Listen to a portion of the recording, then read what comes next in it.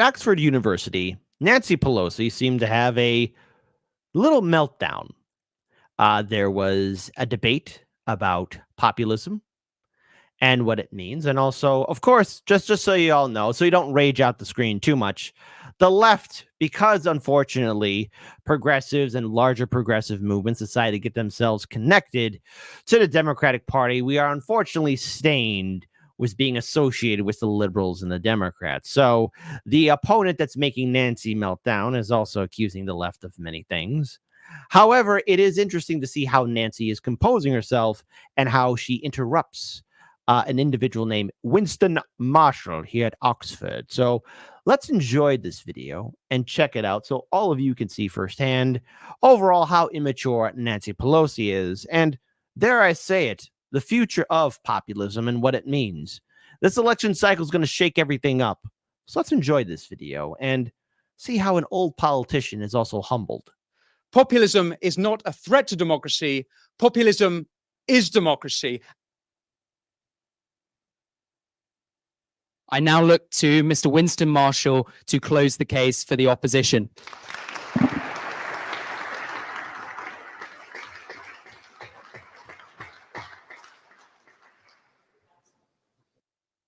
Ladies and gentlemen, words have a tendency to change meaning. When I was a boy, woman meant someone who didn't have a cock. I told you this to be a little bit funny. Populism has become a word used synonymously with racists. We've heard ethno-nationalist, with bigot, with hillbilly, redneck, with deplorables. Elites use it to show their contempt for ordinary people. This is a recent change.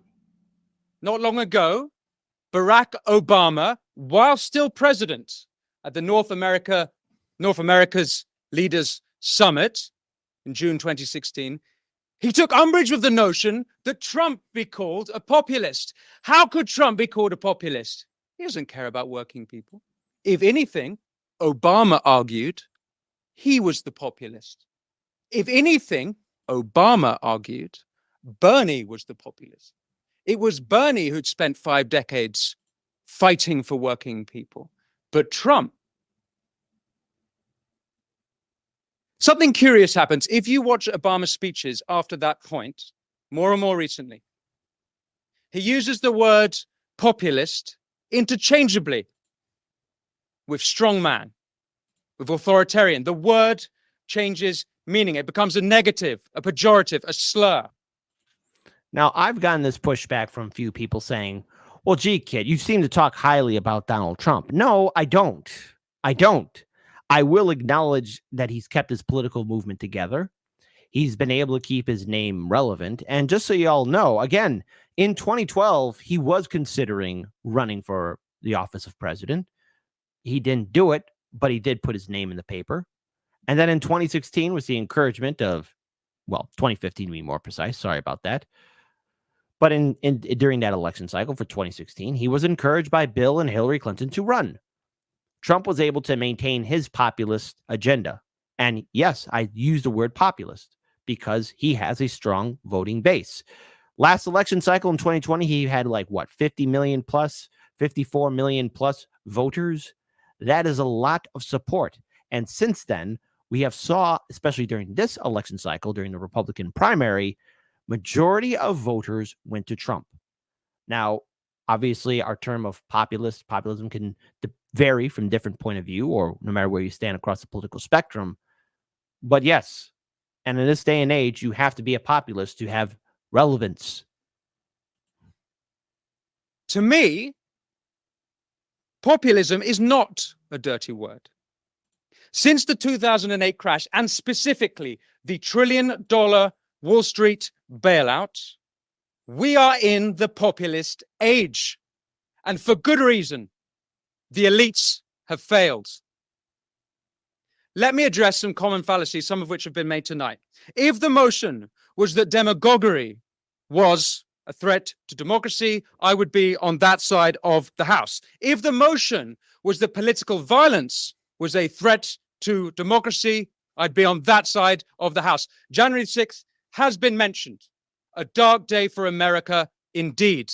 And I'm sure Congresswoman Pelosi will agree that the entire month of June 2020, when the federal courthouse in Portland, Oregon was under siege and under insurrection by radical progressives, those too were dark days for America.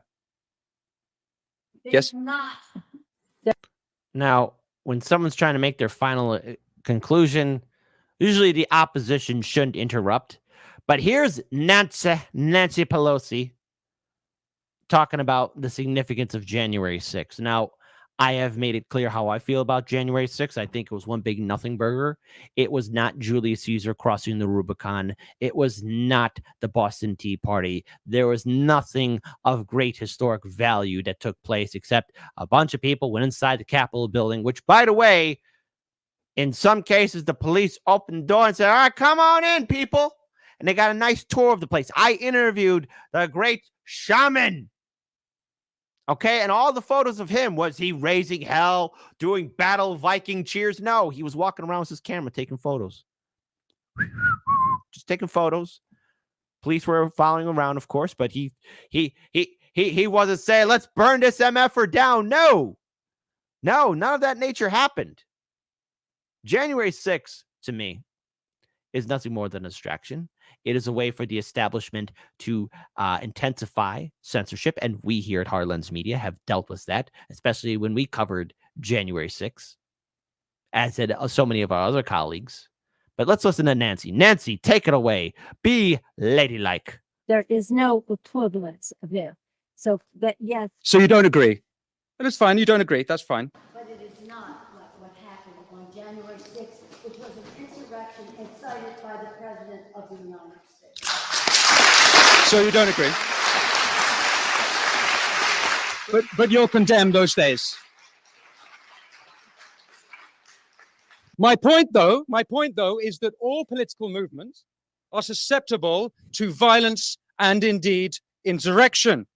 And if we were arguing that fascism was a threat to democracy, I'd be on that side of the House. Indeed, the current populist age is a movement against fascism. I've got quite a lot to get through. Populism, as you know, is the politics of the ordinary people against an elite. Populism is not a threat to democracy.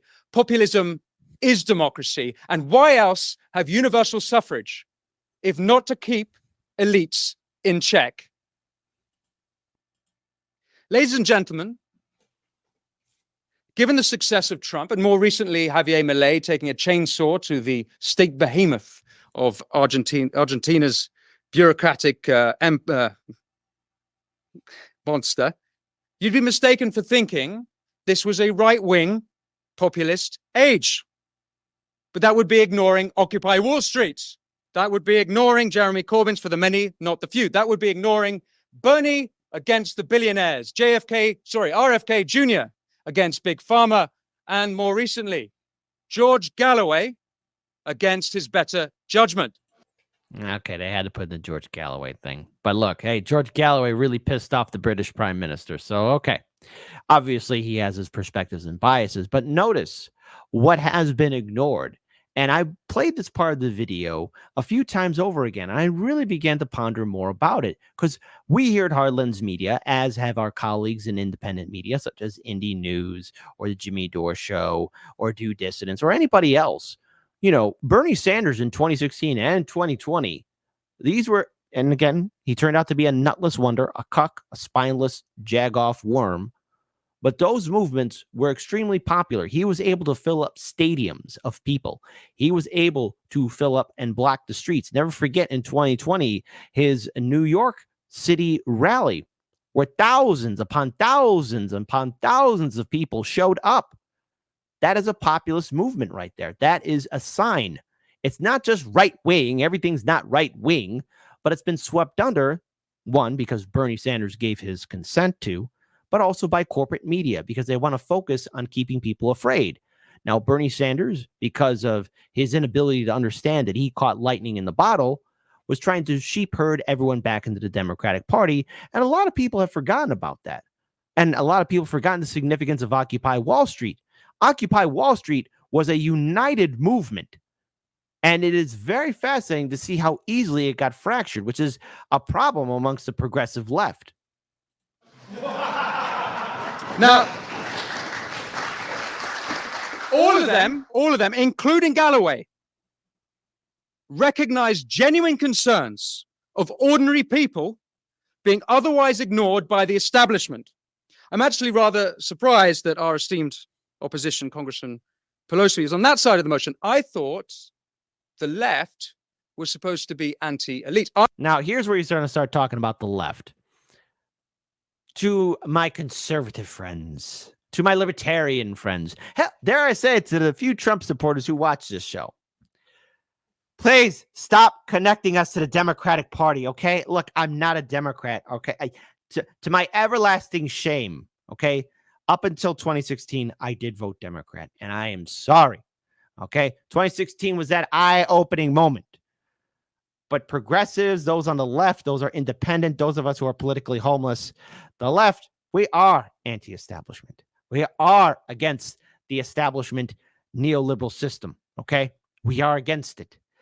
Don't connect us to the Democratic Party. And I know while it's easy to do so, call them Democrats, call them liberals, but the left is against this kind of stuff. And it's not fair in many ways, even though there are many people who are on the left. And unfortunately, the reason why the left is going to be used, because you got people like AOC and Bernie Sanders and the other members of the Congressional Progressive Caucus. You have other progressive, quote unquote, progressive groups, left groups like Justice Democrats, Brand New Congress, Our Revolution, and DSA that have wrapped themselves around the Democratic Party.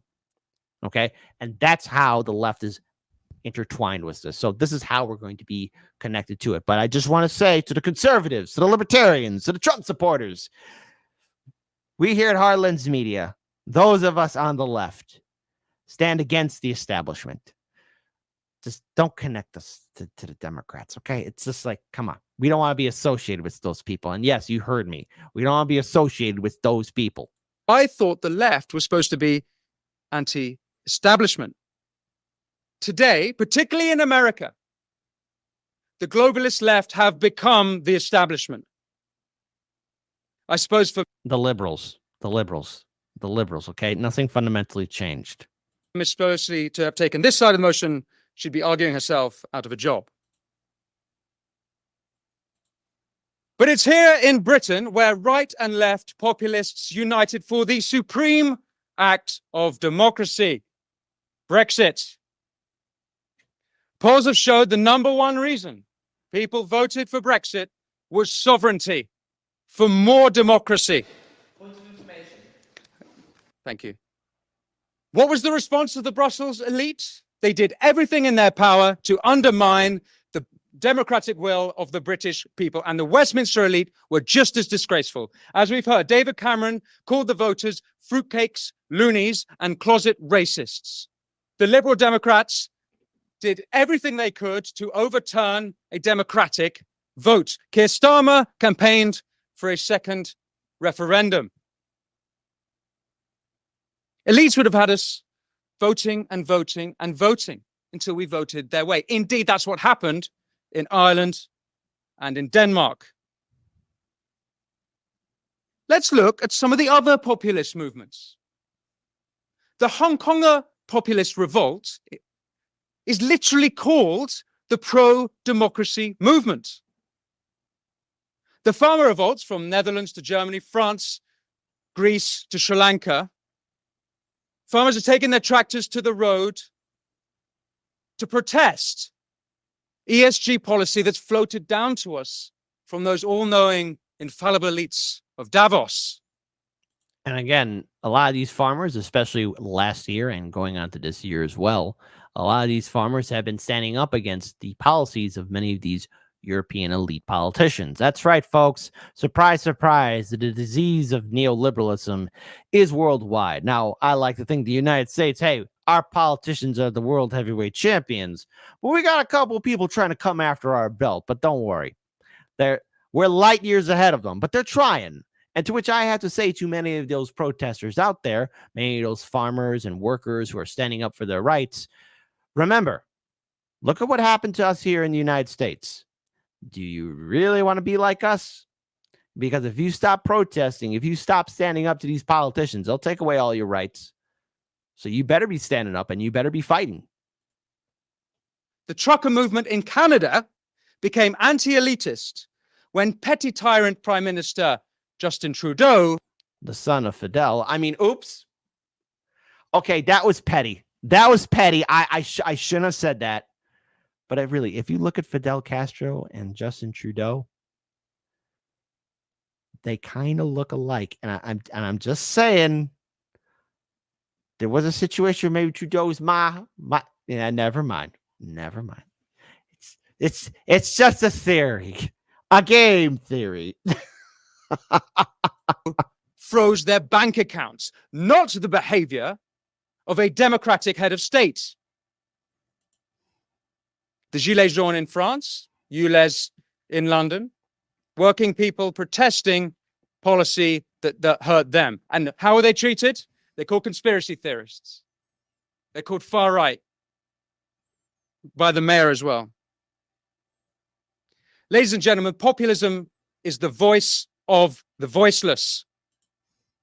The real threat to democracy is from the elites. Now, don't get me wrong. We need elites. If President Biden has shown... No, we don't. We don't need those people. Okay? We just don't need the higher echelon of society. us anything, we need someone to run the countries. When the president has severe dementia, it's not just America that crumbles, the whole world burns. But let's examine the elites. European corporations spend over 1 billion euros a year lobbying Brussels. US corporations spend over $2 billion a year lobbying in DC. 2/3 of Congress receive funding from pharmaceutical companies. Pfizer alone spent $11 million in 2021. They made over $10 billion in profit. No wonder then that 66% of Americans think the economy is rigged against them for the rich and the powerful. And by the way, we used to have a word for when big business and big government were in cahoots. What's that word? What's the word we're looking for? Because the dangerous word of when corporations and government are sleeping in bed, yeah, it's a nasty sight. You don't want to walk in on it. It'll scar you for the rest of your life. It's called what? And I think any students here of early 20th century Italian history know what I'm talking about. That's right. It's the F word. What about big tech? Throughout the pandemic, Biden's team, the FBI, and the Department of Homeland Security colluded with big tech in censoring dissenting voices, not kooky conspiracy theorists. People like Dr. Jay Bhattacharya, the Stanford epidemiologist. People like Harvard scientist Martin Kulldorff. People spreading true information, not misinformation, true information at odds with the government narrative. Need I remind you, democracy without free speech is not democracy. Now let's talk about this too. I want to put this video down here for a second because I want to play the rest of it. I found it to be very fascinating. And there are some points in which I agree and points where I do disagree, especially when the left is connected to the Democratic establishment and the elites in the neoliberal system. Because I'm on the left, but I'm politically homeless. And I don't want to be associated with those people. Please don't do that. Let's talk about free speech. You know, recently we've seen what's happening to TikTok. We've seen how many of our social media posts have been censored on Twitter or on Facebook or on Instagram. We see how many of our colleagues in independent media on YouTube, for example, are silenced and suppressed. You can't have a democracy. You can't have a representative democracy without the First Amendment, free speech. Now, are there people who abuse it? Absolutely. Are there vile people who are going to say hateful things? Oh, absolutely. But There's nothing preventing a counter protest. There's nothing preventing a counter argument. And I like to think that the world is filled with good people. Majority of people were just trying to get on by. And I'm pretty sure when push comes to shove, a lot of people are against tyranny, fascism, racism, bigotry, all that kind of stuff. And when you do run into these crazy people or these vile, evil people, they'll be outshouted and spoken out of by the rest. People who want to live in a better future. But we also have to have an exchange of ideas. I know each of you in my viewing audience have different perspectives and points of view. We're not all going to agree on everything, but for the most part, in a functioning society, we have to have a give and take, an agreement, and also have our disagreements, our perspectives, our debates, and challenging each other. You know, when you hear about Steven Crowder, when he does that whole change my mind, I'm not for changing someone's mind or having them give up. It's more of, hey, did you ever see this perspective or this point of view? And maybe in turn, everyone adapting their mind or their perspective. You don't have to give up on things you believe in, but maybe in turn, you could be flexible. You could see things from another point of view. This is the problem here in America because our two-party system and our corporate media, who are owned by the corporations at the top 1%, has successfully divided us. Now, we are waking up, not as fast as I like it to be, but also look at what we're losing here too, our fundamental right for free speech, because our politicians, both Democrat and Republican, all of corporate media, are doing everything they can to silence us from speaking to one another.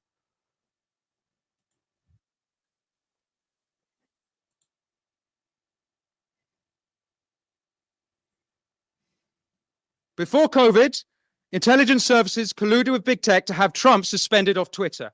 Yes, the same platform which hosted the Taliban and Ayatollah deaf to Israel Khomeini, they thought the president crossed the line when he tweeted on Jan 6th, quote, "Remain peaceful, no violence, respect the law and our great men and women in blue."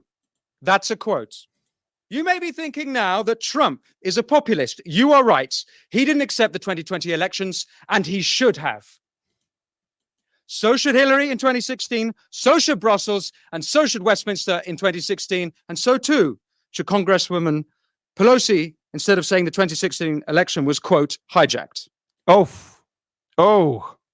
hagbag Nancy doesn't like that. You're lucky she doesn't, dude. You're lucky she doesn't have her vodka bottle at you, man. She'd huck it at you, dude. Quote, hijacked. Stop interrupting, Nancy.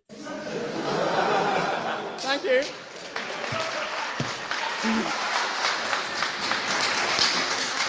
Doesn't mean that we don't accept the results of it. Okay. No, Nancy. That's not how I remember 2016. That's not how I remember it. I remember those protests, Ho Fest. That's right. You heard me. I made a rhyme, but I didn't come up with it. All right. I'm not the person who came up with it. But I remember those protests, Ho Fest, going miles long where people were protesting Trump because, oh no, Trump beat Hillary. I remember those protests. People saying, oh, our democracy, it got rigged because Russia was there. The Russians did this and the Russians did that. And Russia was here and Russia was over there. I remember all of that. None of you people. That's right. None of you people in the liberal latte drinking crowd, you vote blue no matter who jagoffs, accepted the results of 2016. I remember it. I'm crazy, but I haven't fully gone on the crazy train yet. I remember how 2016 was playing out. If we don't protest Trump and fascism, it's going to rule the world. That's why we're going to protest in front of Trump Tower, even though it's across the Chicago River. And it's really a private building. And there's no government officials in there. Waste of time. Waste of time. Me and Daniel wasted our time covering those protests. What about the mainstream media? Let me read you some mainstream media headlines. The New Yorker, the day before the 2016 election. The case against democracy. The Washington Post, the day after the election. The problem with our government is democracy. Oh. That's right, neoliberals. 2016, the promise of government is democracy. Heaven forbid, but vote blue no matter who. I thought democracy was what we want to save. Which one is it? See. The LA Times, June 2017. The British election is a reminder of the perils of too much democracy. Oh no. See, this is why people are not tuning in to the New York Times or the Washington Post or Vice or Vox. Remember BuzzFeed? That's why people aren't tuning in to CNN or MSNBC or CBS or ABC or Fox News. Why do you think all corporate media is in such a super fast rush to get on streaming services and to really control the algorithm on all social media? Because they know they're losing their audiences.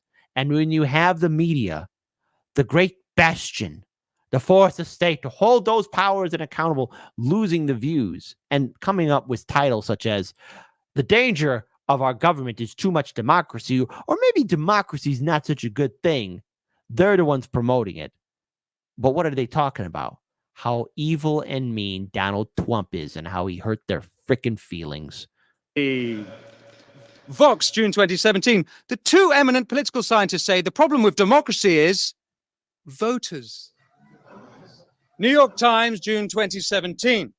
The problem with participatory democracy is the participants. Because they're not voting the way they're supposed to.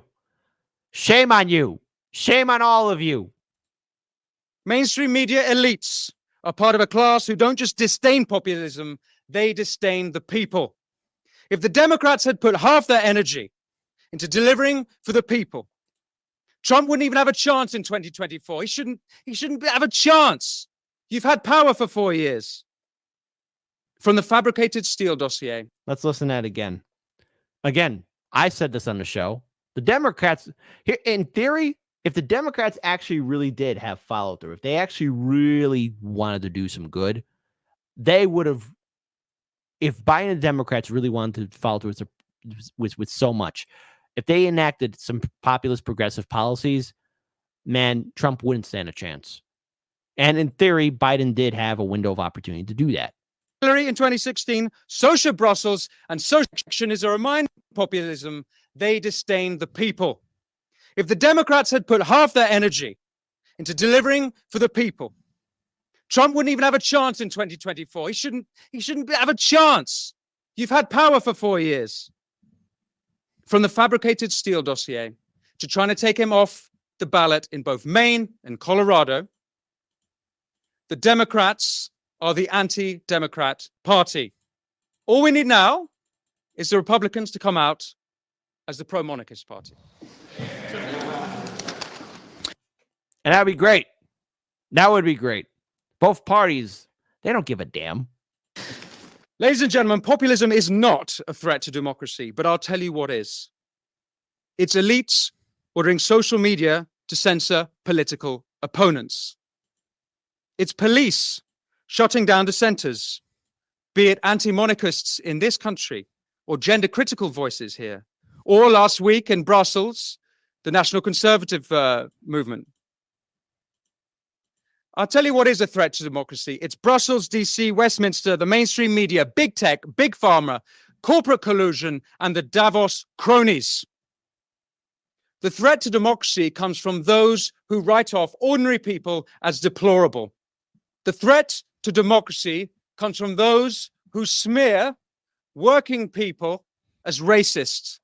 The threat to democracy comes from those who write off working people as populists. And I'll say one last thing. This populist age can be brought to an end at the snap of a finger. All that needs to be done is for elites to start listening to, respecting, and, God forbid, working for ordinary people. Thank you. That was a bridge too far. Hey, those are words I agree with. I'll agree with that. Fine, simple as that. But that's a bridge too far for those politicians. You think, hey, let's have democracy in the chat. I know, controversial statement. We got 289 beautiful people watching us here on our YouTube page. We've got 134 beautiful people watching us here on Rumble. So all of you people added together, type 1 for Kit. Listen, the establishment's going to listen to us, and they're going to get the will done. Democracy will happen. You need to stop being me, you awful man. Type 2, the establishment ain't going to listen to us. Nah, man, we're going to be an uphill fight. I wonder how many 2s will get in the chat. I wonder. You think the government will listen to us? Type 1 for yes, Kit. Type 2 for no, dude. What's wrong with you? You smoking? Are you smoking before you do the morning show?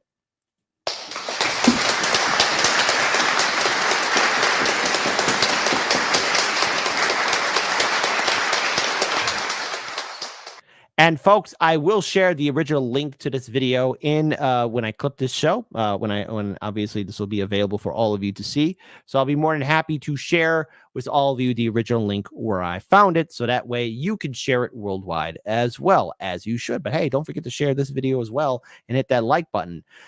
But as a final thought on this, it says a lot for our system to not acknowledge the populist movement that is happening worldwide. Many people are seeing firsthand the devastating results of silent, obedient consent to neoliberal policies. And I say silent, obedient consent because we, the people, also play a role in how things turned out. We trusted the people. We trusted the politicians, to be more precise. We trusted our lawmakers. We assumed that if we just had a hands-off approach and leave them alone, that the system would be fine. There would be no corruption. There would be no abuse of power. Many Americans, many people across the world just want to live their best lives as best as they could in a world that's understandably out of their control. A lot of us have fears, dreams, hopes, concerns, dreams of triumph, dreams of glory, all that great stuff. But we have a social responsibility, and that is to ensure that our governments will represent us not only domestically, but worldwide. And what are we seeing our global elites do? We're seeing how they're enriching themselves and their donors, I mean owners. We're seeing how they're dragging us into ridiculous wars and also creating an economic system in which they are the new high lords of this world, and we are this obedient servants. None of these politicians, no matter where you live, have your best interest at heart, because the will of the people hasn't been heard. And now there's a rise of populism. Now there's a rise of antitrust towards leading authorities, because the authorities have lost that trust, and we, the people, are waking up. People need to wake up, and we need more democracy.